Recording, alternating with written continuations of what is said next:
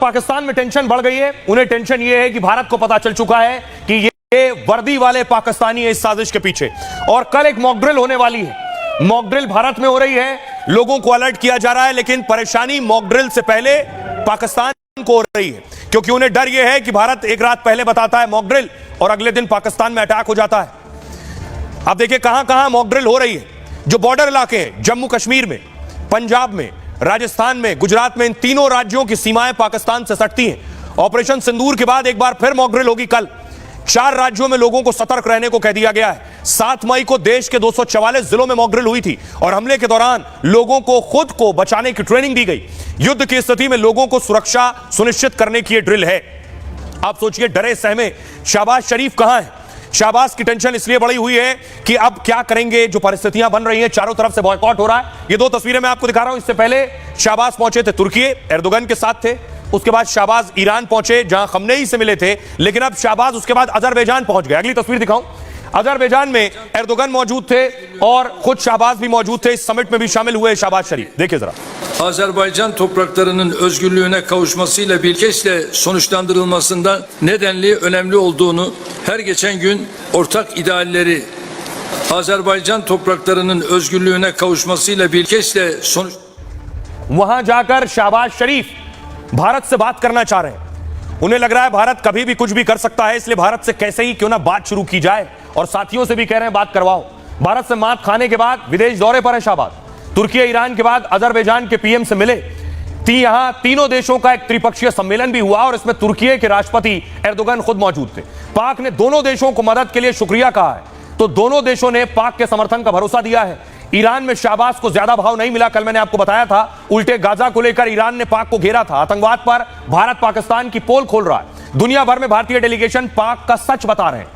दूसरी ओर शहबाज मुस्लिम देशों से मदद की मांग कर रहे हैं। हथियार से लेकर पैसों का जुगाड़ करने में शहबाज जुटे हुए हैं। अजरबैजान से भी भारत से बातचीत के लिए गिड़गिड़ा रहे हैं शहबाज। ऑपरेशन सिंदूर के बाद हर दिन कह रहे हैं वो शांति चाहते हैं। भारत के साथ व्यापार और अन्य मुद्दों पर बातचीत को भी तैयार हो गए। लेकिन भारत का पाकिस्तान को लेकर स्टैंड साफ है। बातचीत होगी तो सिर्फ आतंकवाद, बातचीत होगी तो सिर्फ पीओके पर होगी। आइए अब आपको सुनवाता हूं, सुनिए क्या कुछ कह रहे हैं तुर्की और अजरबैजान का क्या कहना।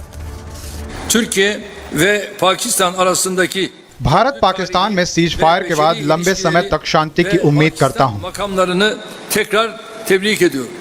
तुर्की इसको लेकर हर संभव योगदान देने को तैयार है। Türkiye bu yolda yapabileceği Pakistan व Hindustan arasında son gerginliği Bharat Pakistan तनाव के पहले दिन से अजरबैजान ने पाकिस्तान को पूरे समर्थन का ऐलान किया। olunacağı ümidiyle yakından izledik.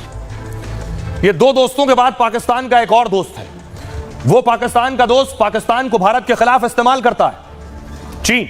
अब यही चीन जिसने हथियार दिए थे, यही पाकिस्तान को कर्जा देने जा रहा है, पैसा देने जा रहा है, क्योंकि पाकिस्तान चारों तरफ पैसा मांग रहा है। लेकिन आपको याद है, चीन पैसा देता है और उसके बाद अपना गुलाम बना लेता है। चीन ने पाकिस्तान के लिए फिर खजाना खोल दिया है। हथियारों के बाद चीन पाक को अरबों डॉलर देगा। भारत से टकराव के बीच चीन 32,000 करोड़ का कर्ज देगा। जून के अंत से पहले पाक को यह कमर्शियल लोन मिलेगा। पाकिस्तान को एक कर्ज चीनी मुद्रा में दिया जाएगा। चीन पाकिस्तान को डॉलर के बजाय चीनी मुद्रा युआन में कर्ज देगा। इसे अमेरिका के खिलाफ चीन की चाल भी माना जा रहा है। डॉलर को अर्थव्यवस्था से अलग करने का चीनी प्लान है। दरअसल चीन ने कई देशों को कर्ज के गहरे दलदल में फंसा रखा है।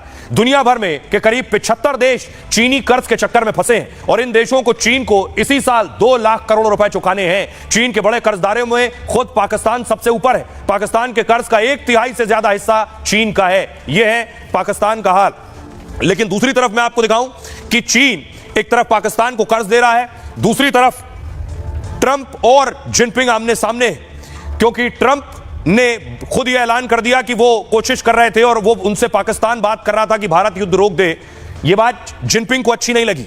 जिनपिंग अब समझ रहे हैं ट्रंप टैरिफ भी लगा रहे हैं, ट्रंप ताकत भी बढ़ा रहे हैं। तो ये तस्वीर आप देख रहे हैं, अमेरिका ने पिछले दिनों परमाणु टेस्ट किया था। इस मिसाइल का टेस्ट किया था अमेरिका ने। अगली तस्वीर मैं आपको दिखाऊं, यह है अमेरिका का न्यूक्लियर टेस्ट। अमेरिका एक के बाद एक अपनी ताकत बढ़ा रहा है, परमाणु टेस्ट कर रहा है, परीक्षण कर रहा है। तो अब चीन क्या कर रहा है, अगली तस्वीर में आपको दिखाऊं। चीन अपने न्यूक्लियर प्रोग्राम को आगे बढ़ाने जा रहा है। चीन अब अपनी परमाणु बमों की संख्या बढ़ा रहा है और इसे अमेरिका से कहीं ज्यादा और कहीं आगे तक ले जाना चाहता है, जिसके आगे अमेरिका ठहर ना सके। देखिए जरा, चीन अपने परमाणु हथियारों का भंडार जो है वो तेजी से बढ़ा रहा है। इस समय चीन के पास 600 से ज्यादा परमाणु हथियार हैं। चीन का अगला टारगेट है इसे 1000 तक पहुंचाना।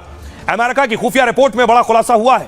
रिपोर्ट के मुताबिक अभी 600 ऑपरेशनल परमाणु हथियार हैं। 1000 परमाणु हथियार पूरा करने में चीन तेजी से आगे बढ़ रहा है। 2035 तक चीन परमाणु ताकत बढ़ाने के प्रयास जारी रखेगा। अमेरिकी रिपोर्ट में इसका अनुमान भी लगाया गया है। इसके मुताबिक चीन खतरनाक परमाणु ताकत बनना चाहता है। परमाणु युद्ध की स्थिति में भारी नुकसान पहुंचाने के लिए यह एक मुहिम है। चीन पूर्वी एशिया में अपना राज चाहता है और साथ ही अमेरिका को टक्कर देने पर जिनपिंग इस वक्त काम कर रहे हैं। ट्रंप के दूसरी बार राष्ट्रपति बनने के बाद ये दोनों देशों में तनातनी है। दोनों ही देशों ने एक दूसरे पर सख्त टैक्स लगाने का भी ऐलान किया था। अब ट्रंप को किस तरह से जवाब देने के लिए, अमेरिका को जवाब देने के लिए जिनपिंग तैयारी कर रहे हैं। लेकिन एक और मित्र है, एक और मित्र है शाहबाज के, वो है बांग्लादेश और यूनुस, जो नए नए दोस्त बने हैं। उस नए दोस्त के लिए भी मुसीबत कम नहीं। अगली तस्वीर में आपको दिखाऊं, ये यूनुस के खिलाफ बांग्लादेश में आज लोग सड़कों पर उतरे थे।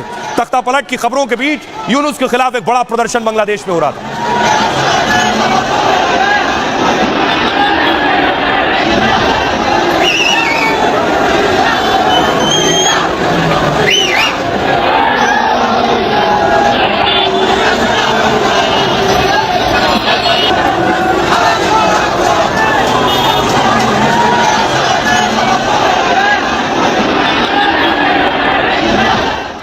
तो जो चाहते थे भारत में माहौल खराब हो, उनके अपने देशों में माहौल खराब हो चुका है।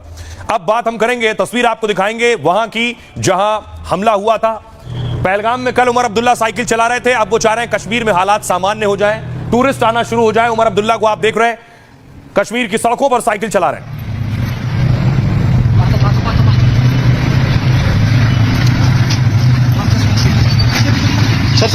उमर अब्दुल्ला मुख्यमंत्री हैं, वो चाह रहे हैं कि कश्मीर में जो रोजी रोटी है वो सीधे पर्यटन से जुड़ी है और फिर से पर्यटक वापस आए। कल पहलगाम में भी साइकिल उन्होंने चलाई।